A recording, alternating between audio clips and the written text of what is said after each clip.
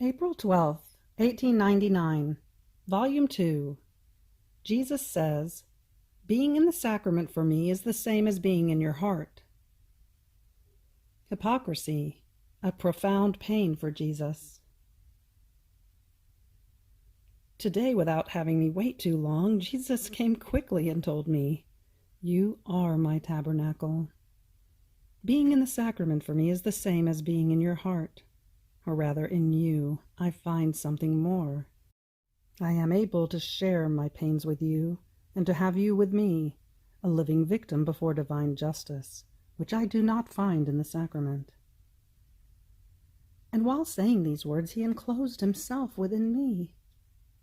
While within me, Jesus would make me feel now the pricks of the thorns, now the pains of the cross, the labors, and the sufferings of his heart. Around his heart, I could see a braid of iron spikes, which made Jesus suffer very much. Ah, how much pity I felt in seeing him suffer so much. I would have wanted to suffer everything myself, rather than let my sweet Jesus suffer, and from the heart I prayed him to give the pains and the suffering to me. Jesus told me, "Daughter, the offenses which most pierce my heart are the masses said sacrilegiously, and the hypocrisies." Who can say what I understood in these two words? It seemed to me that externally one shows that he loves and praises the Lord, but internally he has poison ready to kill him. Externally one shows that he wants the glory and the honor of God, while internally he seeks his own honor and esteem. All works done with hypocrisy, even the holiest ones, are works completely poisoned, which embitter the heart of Jesus. April 12th, 1904, Volume 6. Peace is the greatest treasure. This morning I felt disturbed because of the absence of blessed Jesus.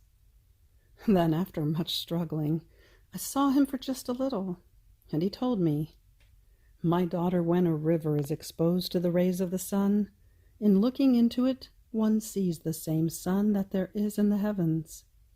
However, this happens when the river is calm, with no wind that ripples its waters.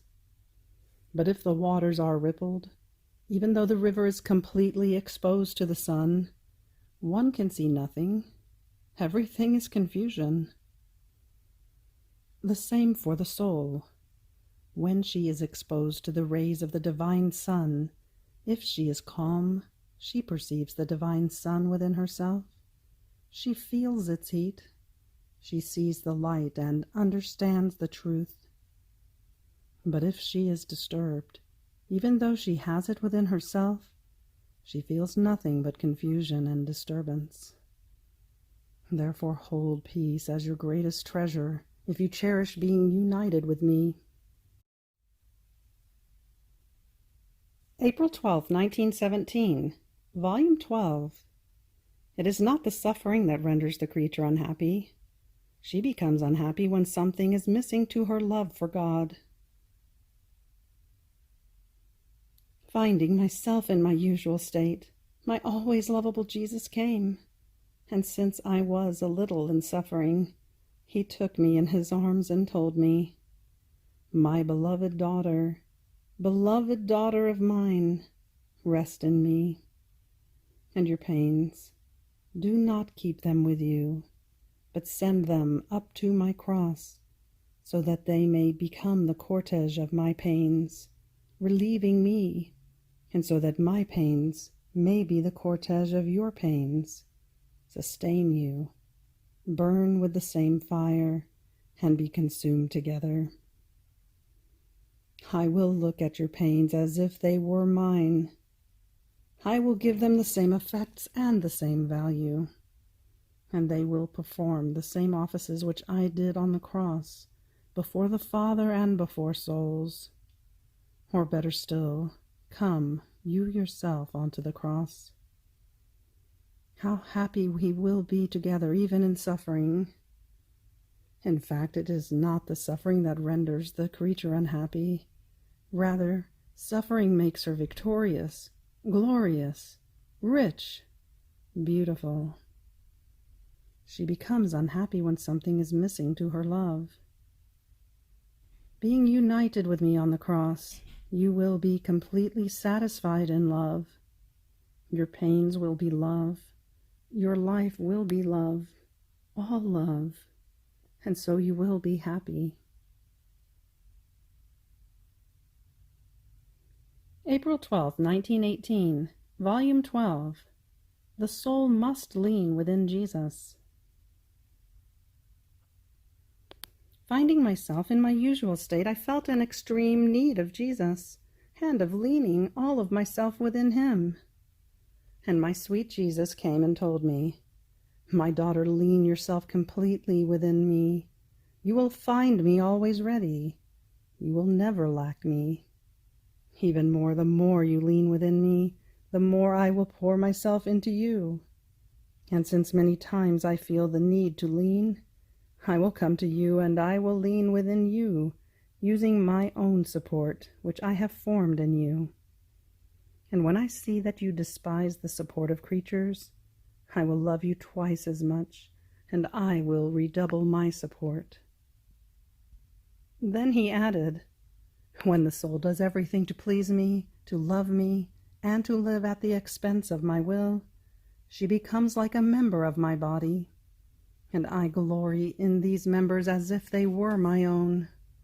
Otherwise they would be like members dislocated from me, which give me pain, and not only to me, but to themselves and to their neighbor. These are members which spurt a purulent material, such as to infect and to dry up even the good that they do." April 12, 1922, Volume 14. Sin breaks the current of love and opens the current of justice. As I was in my usual state, my sweet Jesus made himself seen all afflicted, almost in the act of giving course to justice, but as though forced by creatures themselves. I prayed him to withhold the scourges, and he told me, "My daughter, between Creator and creature, there is nothing but currents of love. Sin breaks these currents and opens the current to justice. My justice defends the rights of my offended love and of my broken love between Creator and creature, and making its way into their midst, I would want to reunite this broken love. Ah, if man did not sin, my justice would have nothing to do with the creature. But as guilt begins, my justice places itself on the way. Do you think that I wanted to strike man? No, no. On the contrary, it grieves me. It is hard for me to touch him. But he himself forces me to, and induces me to strike him. You pray that man may mend his ways, so justice, quickly reuniting the current of love, will be able to withdraw."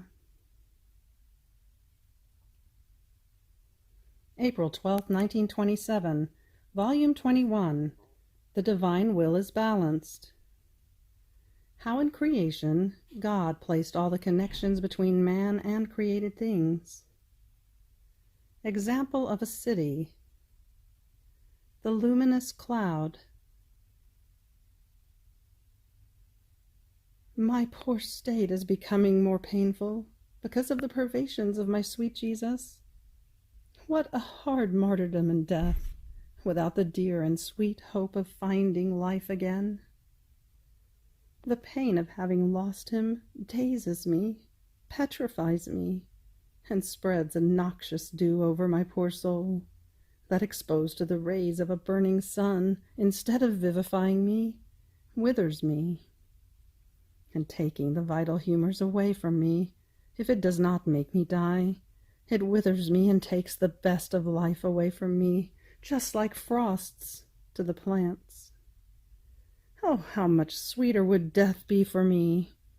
Or rather, it would be for me the most beautiful feast, because I would find him whom I love, who would heal all my wounds.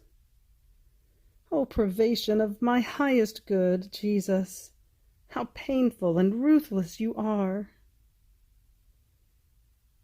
And so, in an adorable will, I call everyone to cry over my hard destiny. I call the heavens with their immensity to cry for him whom I so much long for. I call the stars with their twinkling, flickering, to cry with me, so that with their crying they may direct the steps of Jesus toward me, so as to no longer make me suffer. I call the sun, that it may turn its light into tears, and its heat into flaming darts, to assail Jesus and say to him, "Hurry! Do you not see that she can endure no more, and how all of us are shedding bitter tears for she who loves you? And because her will is one with ours, we are all forced to cry together with her." I call all creation to grieve and cry together with me for a pain so great, incalculable, and immeasurable, as is your privation. Who would not cry? Oh, how I would want to turn the murmuring of the sea into pitying voices to call you, and the darting of the fish to deafen you. I would want to turn the singing of the birds into sobs to move you to compassion. Jesus, Jesus, how much you make me suffer. Oh, how much does your love cost me? But while I was pouring out my sorrow, my sweet life moved in my interior and told me, "My daughter, I am here. Do not fear." If you knew how much I suffer in seeing you suffer because of me, I feel more pain for your suffering than for that of all other creatures together, because your pains are the pains of our daughter, a member of our celestial family, and I feel them more intensely than if they were my own. When our will is in the creature, everything is in common with us and inseparable from us. On hearing this, in pain as I was, I said that that was true with words, but as for facts, it seems to me that it is not so. How can this be? You make me agonize so much to make you come back, and the more you go on, the longer you take to come, to the point that I myself don't know what else to do, or to whom else to turn. You put me in the impotence of finding you. Not even in your very will can I manage to trace you, because it is immense, and you hide within its immensity, while I lose track of your steps, and I lose you.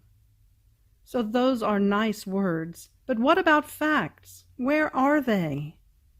If you suffered so much because of my pains, you would have done the facts, hastening to come to she who knows no other love, nor any other life but yours. And Jesus, clasping me to himself, all moved, told me, "Poor daughter, courage. You do not know everything about what it means to live in my will.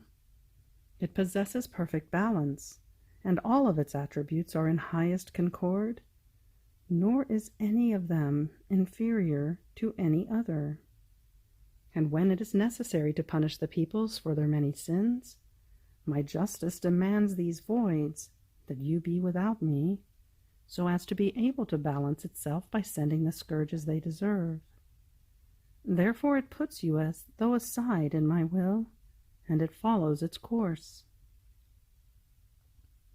How many times did my moaning humanity find itself with these hitches of my justice, and I had to surrender for love of the balance of my will? Would you want, as I keep you in it, to unbalance the order of my attributes? No, no, my daughter. Let my justice follow its course, and your Jesus will be as before, always with you. Don't you know that in my will you must go through what my humanity went through? as my will was so very demanding and inexorable with me for the sake of redemption, the same for you. It becomes demanding and inexorable for the sake of the kingdom of the supreme Fiat. So this is why my humanity hides, because my justice wants to follow its course and maintain its balance. Blessed Jesus remained silent, and then he added, "My daughter, in issuing the creation, my will linked all beings with bonds of union. So they were all in connection among themselves. Each one possessed its electric wire of communication between the other.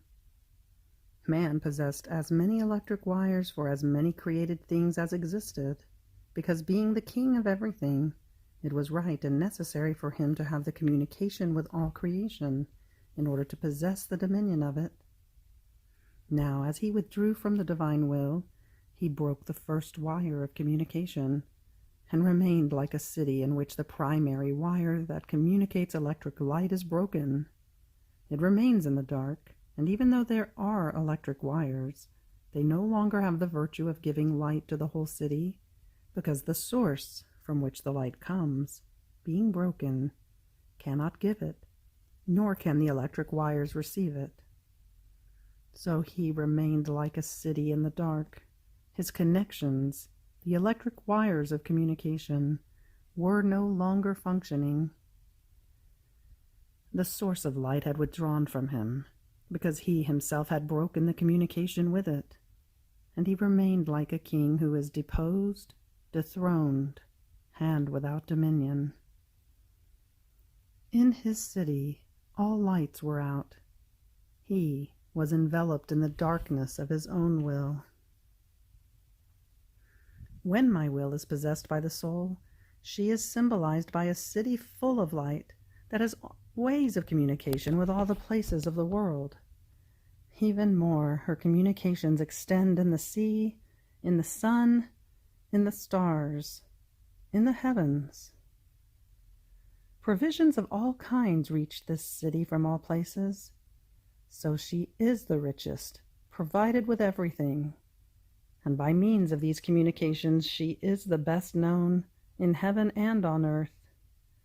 All pour into her, and she is the most loved. All the opposite for one who does not possess my will. She lives of hardships, she suffers starvation. Only crumbs are conceded to her out of pity, and she is often plundered by enemies. She suffers obscurity and lives in the most squalid misery.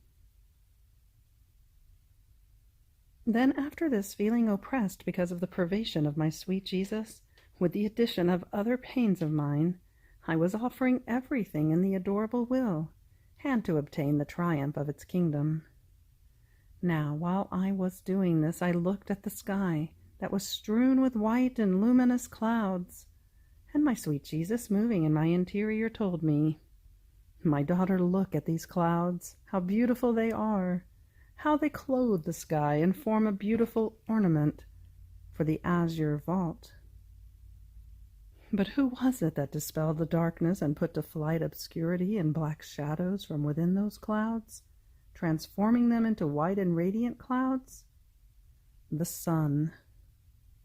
By investing them with its light, it made them lose their darkness and transformed them into clouds of light. So they are clouds, but no longer clouds that cast darkness and obscure the earth, but rather clouds that give light. And while before the sun invested them, they seemed to disfigure the sky with their obscurity, taking the beauty of its azure away from it, now they pay honor to it and form a beautiful ornament. Now, my daughter, pains, mortifications, my privations, painful circumstances, are like clouds for the soul that give darkness. But if the soul lets everything flow in my will, more than sun, my will invests them and converts them into clouds of most radiant light, in such a way as to form the most beautiful ornament for the heaven of the soul. In my will, all things lose their dark side that oppresses and seems to disfigure the poor creature, and everything serves to give her light and to adorn her with radiant beauty. And I keep repeating to all heaven, "Look at her! How beautiful is the daughter of my will, adorned with these white and radiant clouds! She nourishes herself with light, and my will, investing her with its light, converts her into most splendid light." April 12th, 1928, Volume 24. Analogy between Eden and Calvary. A kingdom cannot be formed with one act alone. Necessity of the death and resurrection of our Lord. I was doing my round in the divine Fiat, and was accompanying my sweet Jesus in the pains of his passion and following him to Calvary. My poor mind paused to think about the harrowing pains of Jesus on the cross, and he moved in my interior, telling me, "My daughter, Calvary is the new Eden in which mankind was given back what it lost by withdrawing from my will." Analogy between Calvary and Eden. In Eden, man lost grace. On Calvary, he acquires it. In Eden, heaven was closed to him. He lost his happiness and rendered himself the slave of the infernal enemy. Here in the new Eden, heaven is open to him once again. He reacquires the lost peace and happiness. The devil is chained, and man is freed from his slavery.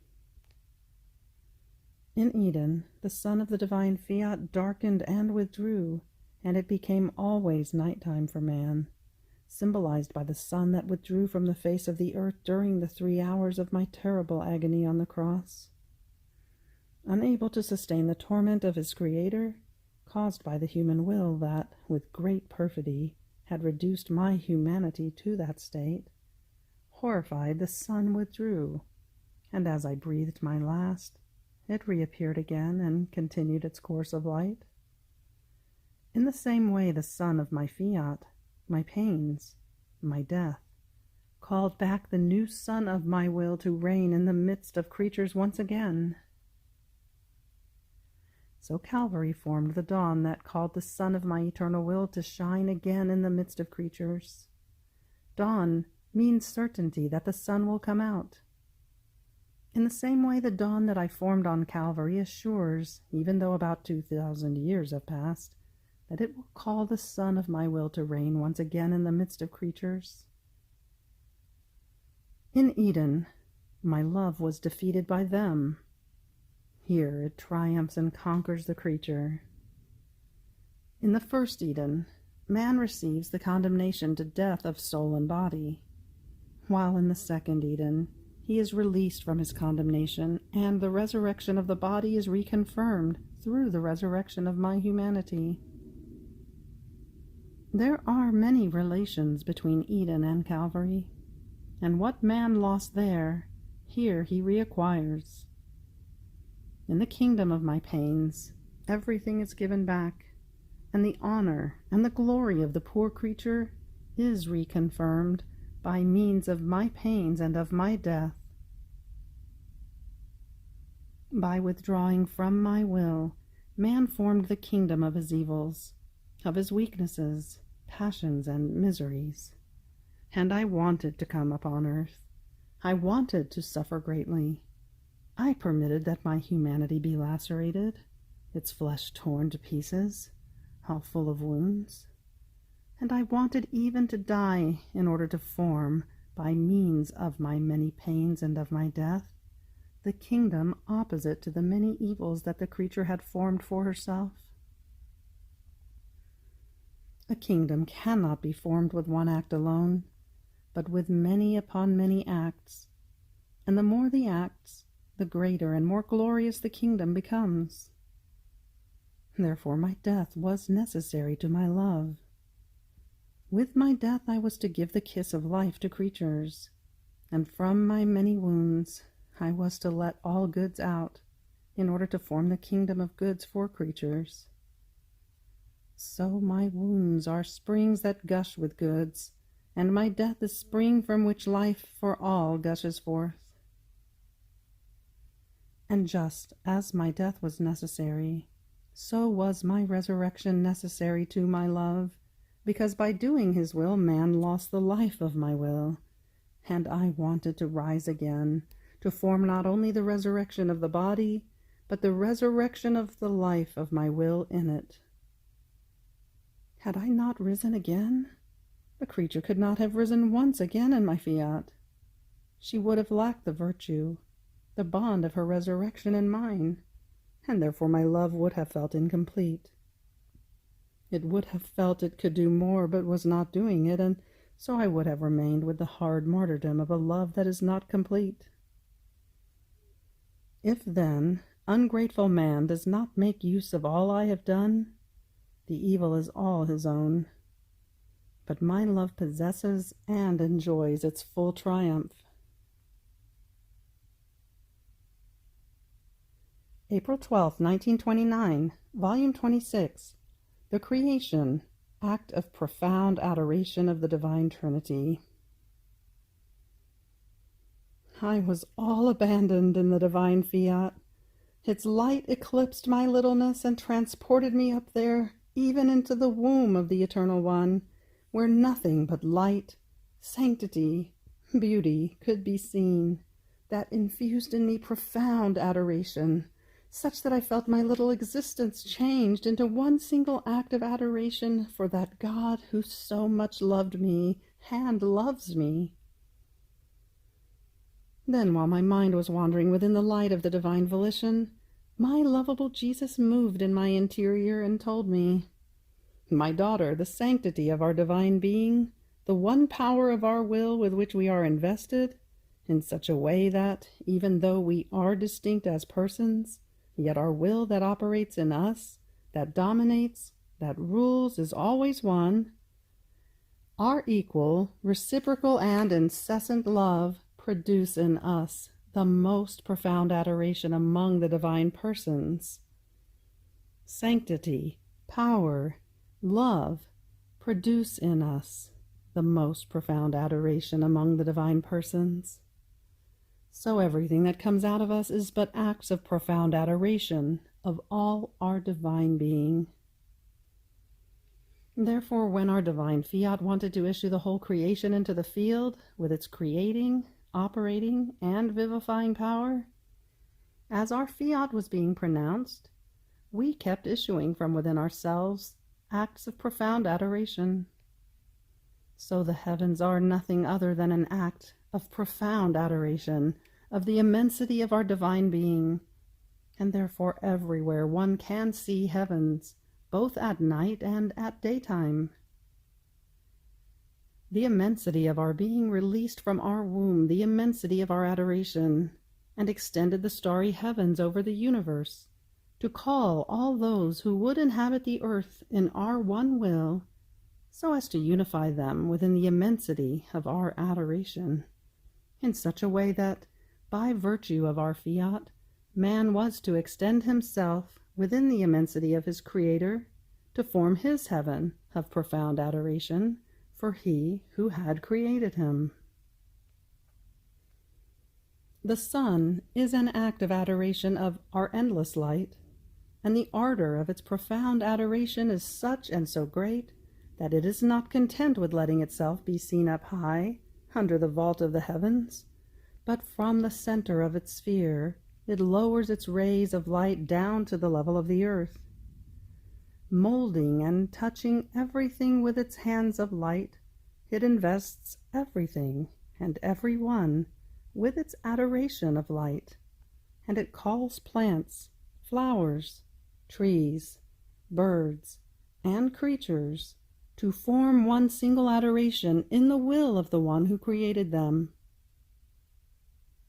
The sea, the air, the wind, and all created things are nothing other than acts of profound adoration of our divine being, that, some from afar, some from nearby, call the creature into the unity of our fiat, to repeat the profound acts of our adoration. And as she makes what is ours her own, she can give us the sun, the wind, the sea, the flowery earth, has profound adorations that our one will knows how to and can produce in the creature. What can our fiat not do? With its one strength it can do anything. It unites everything. It keeps everything in act. And it unites heaven and earth, creator and creature, making them one. Having said this, he withdrew into the depth of his light, and he kept silent. And I remained there, continuing my round in the creation, to follow that profound adoration of my Creator and all created things. Oh, how one could feel the fragrance of the divine adoration in each created thing. One could touch with one's own hand their adored breath. One could feel in the wind the penetrating, ruling adoration of our Creator, that investing the whole earth, now with light blowing, now with mighty waves, now with caressing breaths, invests us so much and calls us to the adoration of its Creator that the wind possesses. Who can tell of the strength of the wind? In a few minutes it goes around the entire world, and now with empire, now with moans, now with feeble voice, and now screaming, it invests us and calls us to unite ourselves to that divine adoration that it gives to its Creator. Then, continuing my round, I could see the sea. In those crystal clear waters, in that continuous murmuring, in its gigantic waves, Jesus was saying that that sea was nothing other than an act of profound adoration of the divine purity, adoration of their love that murmurs continuously, and in the waves, adoration of the divine strength that moves everything and everyone like light straw. Oh, if the divine fiat were reigning in the creatures, it would let everyone read in each created thing the distinct adoration of our Creator that each thing possesses. And as it would unify us with all creation, one would be the adoration, one the love, one the glory for the Supreme Being. O divine will, come to reign, and make it so that the will of all be one. April 12, 1930, Volume 28. The acts done in the divine will are walls of light around Jesus. The sun, sower of the love of its Creator. How the Son of the divine will forms its sun in the creature and acts as divine sower. My abandonment in the fiat continues, and following its acts, I was thinking about and accompanying the most bitter pains of my sweet Jesus, and was saying to myself, oh, how I would like to defend Jesus and prevent his receiving new offenses. And he, moving in my interior and clasping me in his arms, told me, my daughter, if you want to defend me in a way that the offenses might not reach me, repair me in my divine will, because as you repair in it, you will form a wall of light around me, and if they offend, the offenses will remain outside of this wall of light. They will not enter inside, and I will feel defended by this wall of light, that is, by my own will, and will remain as though safe. So your love in my divine will form for me a wall of love, of light. Your adoration, your reparations, will form for me a wall of light, of adorations and of reparations, in such a way that the lack of love, the scorns of creatures will not reach me, but will remain outside of these walls. And if I feel them, I will feel them as though from afar, because my daughter has surrounded me with the impregnable wall of my divine will. My daughter, the love, the reparations, the prayers outside of my fiat are just little drops, while in my divine will, the same things, the same acts, are seas, gigantic walls, endless rivers. As immense as my will is, so it renders the acts of the creature. Then I was following the supreme fiat in the creation, and my mind was lost in comprehending the continuous act of it toward the creatures. Both through created things and directly, it carries us as though in its arms, to be our motion, our breath, heartbeat, life.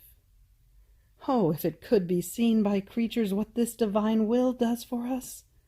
Oh, how they would love it, and would let themselves be dominated by it. But alas, while we are inseparable from the divine will, everything comes to us through it. It is more than our own life. It is not recognized. It is not looked upon, and one lives as if we were far away from it. Then while I was going around in the creation, my beloved Jesus, coming out from within my interior, told me, "My daughter, all created things say love, but the sun, that with its light and with its heat has the supremacy over everything, is the sower of my love. As it rises in the morning, so it begins its sowing of love. Its light and its heat invest the earth, and as it moves from flower to flower, with its pure touch of light it sows the variety of colors and of fragrances, and it pours the seed of love, of the different divine qualities and of its loving fragrances. As it moves from plant to plant, from tree to tree, with its kiss of light it pours, in one place the seed of the sweetness of divine love, in another the variety of our loving flavors, in another the substance of divine love. In sum, there is not one plant, flower, herb, that does not receive the seed of our love that the sun brings to it. It can be said that it spends its day sowing love and irradiating all the earth, mountains, and seas with its light. Everywhere it sows the love of the eternal light of its Creator. But do you know the reason for this continuous sowing, never interrupted, that the sun does of our love over the face of the earth, and in so many ways? Perhaps for the earth? For the plants? Ah, no, all for the creatures. Oh, yes, for love of them, and to have the requital of their love. And oh, how wounded and embittered we remain when we see that creatures make use of flowers, fruits, and other things, without recognizing that in everything they take there is the seed of our love, that through the sun we have poured over each created thing. And after so much love, and I love you, is denied to us." Having said this, he remained silent. I remained afflicted because of so much sorrow of Jesus, and I continued my acts in the divine fiat. And Jesus added, "My daughter, the sun, though untiring in acting as sower of our love over the earth, in the evening, in withdrawing in order to form the day for other regions, seems to give peace to the earth, giving it the freedom to produce or not produce the seed that it has sown, intending to make the new assault of the sowing of love. On the other hand, the sun of my divine will never leaves the soul. As it reflects itself in her with its light, and more than sun, acts as divine sower, with its reflections it forms in her its sun in the creature. Therefore, for one who lives in my divine will, there are no nights or sunsets or dawn or daybreak, but it is always full day, because its light gives itself to the creature as her nature, and what is in one's nature remains as one's property. More so since the sun of my divine will possesses the source of light, and as many suns as it wants to form, so many it forms. But with all this, even though one who lives in my will possesses her own sun that never withdraws, the sun of my fiat has always new light and heat, new sweetness, new flavors, new beauty to give, and the soul has always something to receive. There are no pauses as with the sun that is under the vault of the heavens. In fact, not possessing the source of light, it cannot form many suns as the earth keeps revolving around it. But with the sun of my divine volition that possesses the source of it, its light always beats down, and calling the creature to continuous activity with it, it always gives her its new act, never interrupted. April 12, 1935, Volume 33. One who lives in the divine will leaves her coverings, reduces herself into nothing, and the all forms its life in the nothing. There is no will that does not possess its life. How the celestial queen loved us in her conception. Prodigies that the divine volition did in her. I feel, my little atom, rather than nothing is lost in the all of the divine volition. Oh, how this all feels in the nothing of the creature, its free life, its operating power, its creative virtue, that everything that it wants, it can do within this nothing.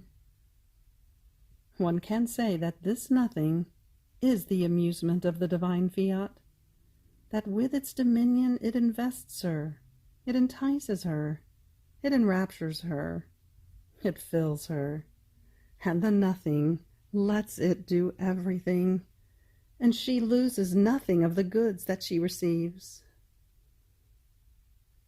Now, while I thought this, my sweet Jesus, making me his brief little visit, told me, "My daughter, when the soul lives in my divine will, she leaves her coverings. She empties herself of everything, in a way that she remains the pure nothing.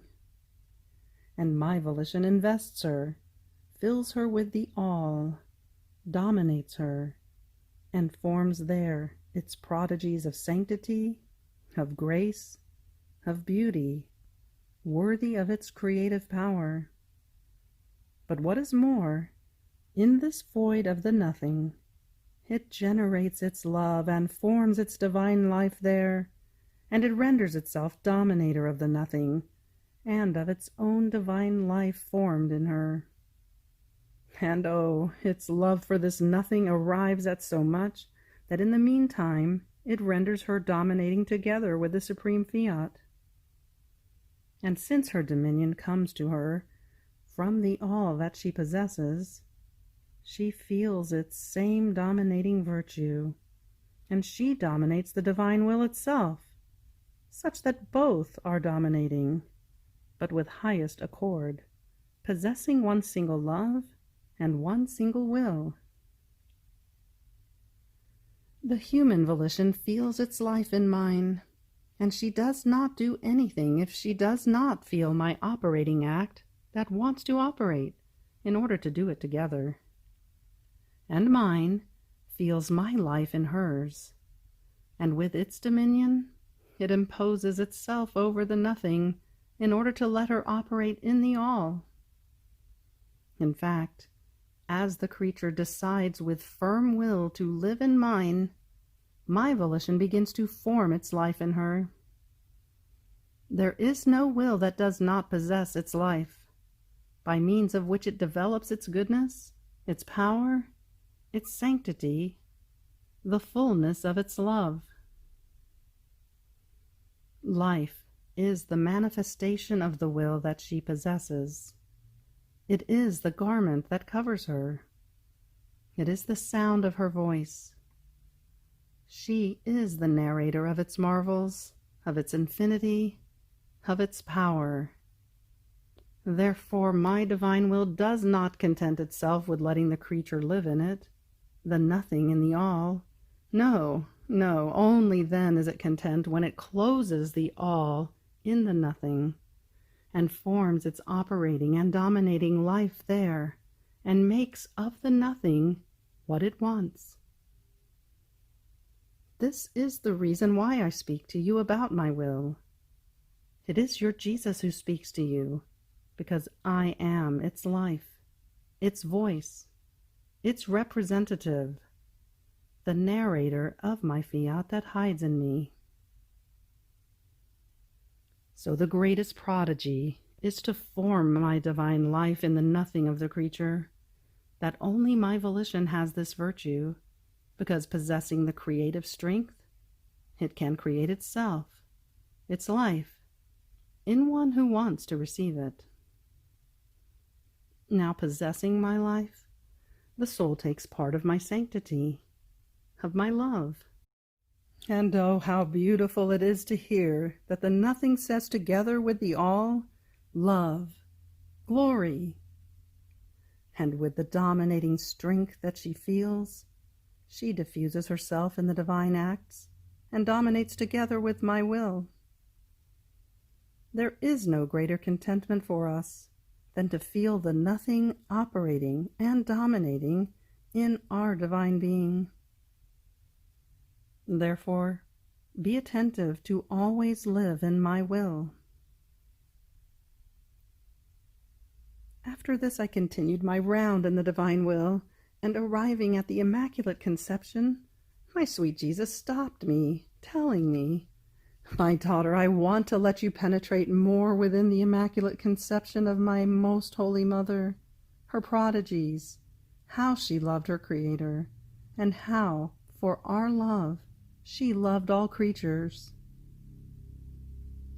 The little queen, in the act of being conceived, began her life together with the divine will, and therefore together with her Creator, so she felt all the strength, the immensity, the ardor of the divine love, and it was so much that she felt herself lost, drowned by love, such that she did not know how to do anything other than love He who loved her so much. He felt himself loved, but so much so, even to giving her his will into her power, to have it as her own life, that it can be called the greatest love of God, the most heroic love, the love that alone can say, "I have no more to give you. I have given you everything." And the little queen made use of this life in order to love him for as much as she was loved. She did not lose an instant without loving him, and she sought to be comparable to him in loving him. Now our divine will that possesses the all-seeingness of everything hid nothing from her. It made present to this holy creature all the human generations, each sin that they had done and that they would do. And even from the first instant of her conception, the tiny celestial one, who knew no other life than only the divine will, began to be sorrowful with the divine sorrow for each sin of the creature, so much so that she formed around each sin of theirs a sea of divine love and sorrow. My will does not know how to do little things. It formed in her beautiful soul seas of sorrow and of love for each sin and for every creature. Therefore the holy little Virgin, even from the first instant of her life, was Queen of sorrow and of love, because our will that can do everything gave her such sorrow and love that if it had not sustained her with its power, she would have died for every sin, and many times consumed with love, for how many creatures would exist? And our divinity began to have, in virtue of our will, the divine sorrow and divine love for everyone and for each one. Oh, how we feel satisfied and repaid for everything, And in virtue of this divine sorrow and love, we feel inclined toward everyone. Her love was so much that, ruling over us, she made us love those whom she loved. So much so that, as this sublime creature came to light, the eternal Word ran in order to come to seek man and save him. Who can resist the operating power of our will in the creature?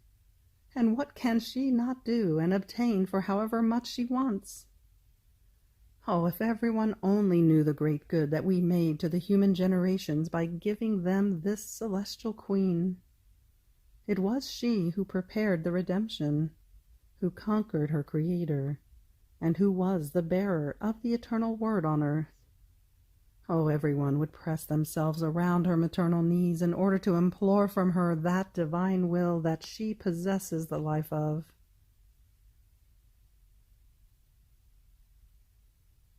April 12, 1938, Volume 36. One who lives in the divine will pronounces his fiat in every act he does, and forms many divine lives.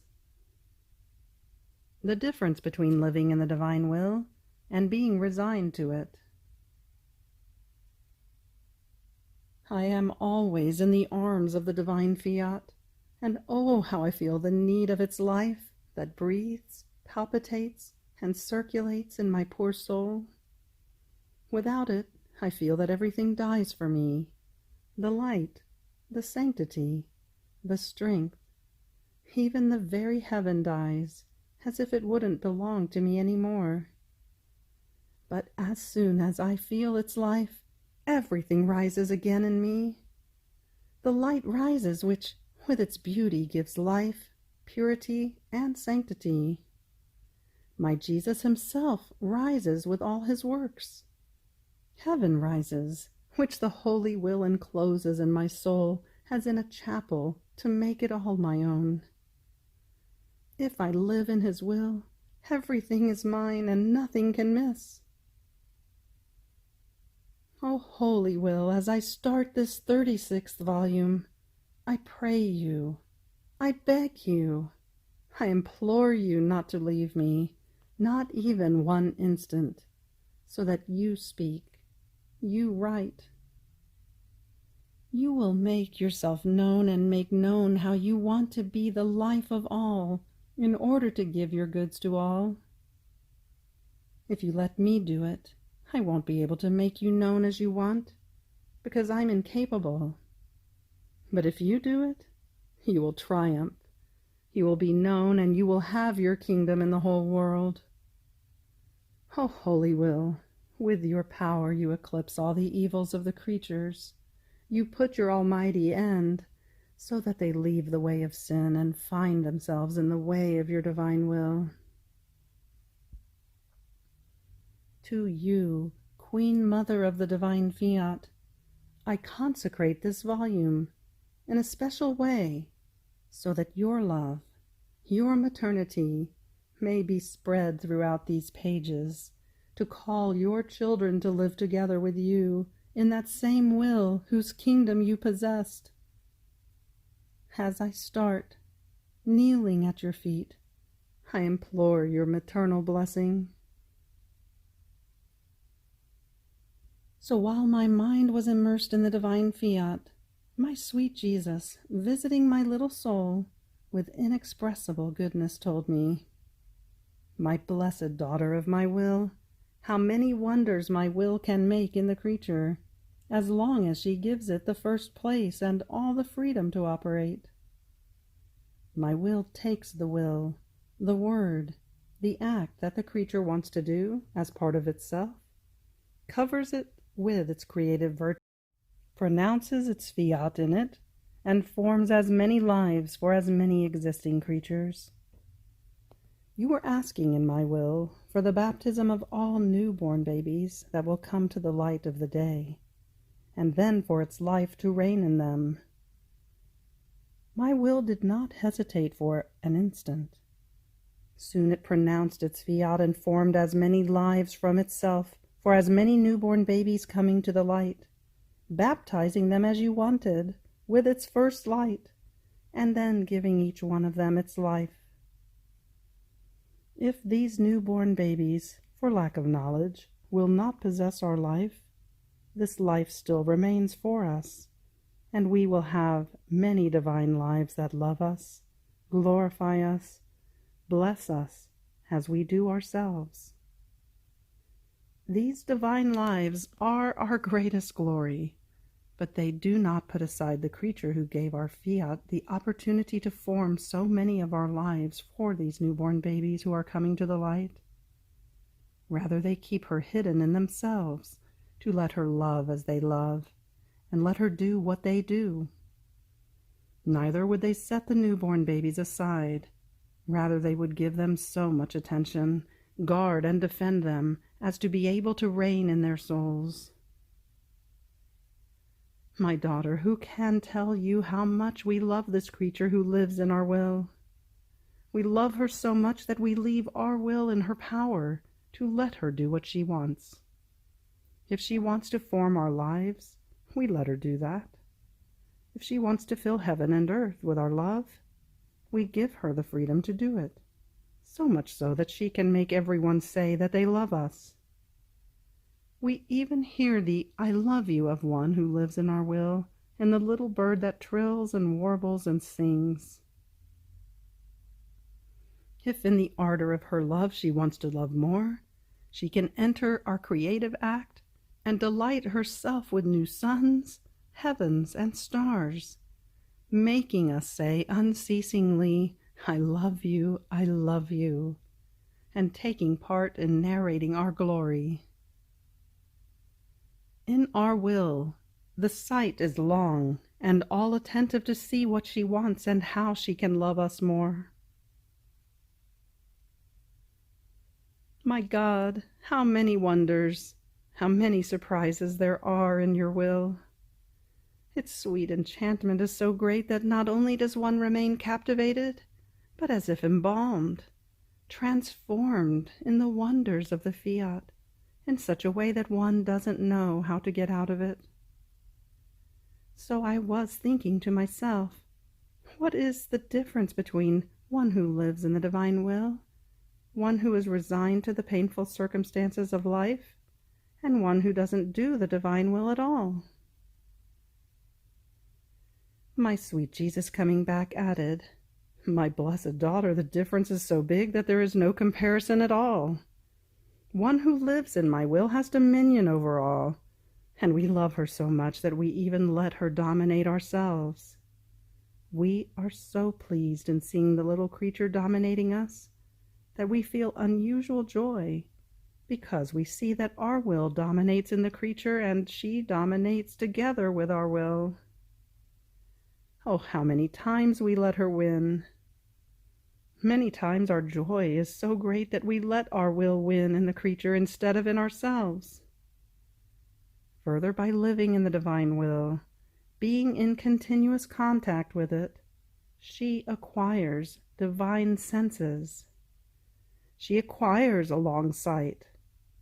Her light is so penetrating and clear that she can even fix herself in God, in whom she sees the divine mysteries. She can touch our sanctity and beauty, loving them and possessing them. With this eye of light, she can find her Creator everywhere. There is nothing in which she can't find him. With his majesty and his love, he bundles the creature and makes her feel how much he loves her. In feeling her love, he loves her, and oh, how unspeakable the joys on both parts, feeling his love and loving him in everything. She acquires divine hearing, and soon she hears what we want. She is always intent on listening to us, and there is no need to repeat again and again what we want. A small sign is enough, and all is done. She acquires a divine sense of smell. By merely smelling, she feels whether what is around her is good, holy, and belongs to us. She acquires divine taste to the extent that she fills herself with love and all that is heaven. Finally, in our will, she acquires our touch, so that all is pure and holy, and there is no fear that even the smallest breath may shade her. All beautiful, lovely, and pretty, the one who lives in my Fiat. On the other hand, one who is only resigned does not live in continuous contact with us. It can be said that she does not know anything about our Supreme Being. Her sight is so weak and sickly that it is painful for her even to look. She suffers from the last stage of myopia, and she can hardly see even the most necessary things. She can hardly hear, and how very much it takes to make her listen, if she listens at all. Her smell, taste, and touch sense only what is human. She feeds herself with earthly things, feels the touch of passions and the sweetness of mundane pleasures. She doesn't even do my will every day, but only in painful circumstances and encounters, when my will offers her a suffering. Oh, poor creatures without my continuous will, how weak they grow, so nervous and ill as to move to pity. How I pity them. Finally, one who is not even resigned, blind and with no sense of smell, loses the taste for every good. She is a poor paralytic who cannot really help herself. She imprisons herself in a web of unhappiness and sins, and is not able to get out. End of April 12th. Fiat.